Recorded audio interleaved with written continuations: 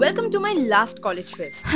Last এই শব্দটা শুনলেই বুকটা কিরকম ফাঁকা হয়ে যায় না? হ্যাঁ, লাস্ট বিষয়টা একটু কষ্টদায়ক ঠিকই, তবে সেই লাস্ট শব্দটাই তোমাকে অনেক কিছু শিখিয়ে দিয়ে যায়। এটা হতে পারে তোমার কোনো লাস্ট মিটিং অথবা last conversation, but you never know, হয়তো তুমি পরবর্তীকালে গিয়ে এই লাস্ট কনভারসেশন বা মিটিংটার জন্যই ভগবানের কাছে থ্যাঙ্কফুল হবে। It's all about God's plan baby. তাই যে যেতে চায় তাকে যেতে দাও, আঁকড়ে ধরে রেখো না। এতে তোমার নিজেরই মেন্টাল হেলথে 12টা বাজবে, আর সেলফ রেসপেক্টের কথা তুমি বাদই দিও। তাই নিজেকেও সম্মান করো এবং অপর মানুষটাকেও সম্মান দাও, কারণ এটা মনে রেখো, তালি কিন্তু কোনো দিন এক হাতে বাজে না। তাই এর জন্য কাউকে ব্লেম করো না, ইভেন নিজেকেও না। কারণ দেখো, আমরা যখন ট্রাভেল করার সময় বাসে, ট্রেনে অথবা ফ্লাইটে উঠি, তখন কি আমরা পাইলটকে পার্সোনালি চিনি? কিন্তু আমরা তাকে ভরসা করে নিশ্চিন্তে আমাদের গোটা জার্নিটা এনজয় করি, এটা বিশ্বাস রেখে যে তিনি আমাদের গন্তব্যস্থলে সেফলি ঠিকই পৌঁছে দেন। তাহলে নিজের লাইফের ক্ষেত্রেও ভগবানকে কেন এত ডাউট করছো? কারণ এটা মনে রেখো যে আসলে তোমার সে কোনোদিন ছেড়ে যাবে না, আর যে তোমায় ছেড়ে চলে গেছে সে কোনোদিন তোমার ছিলই না। দুগ্গা দুগ্গা।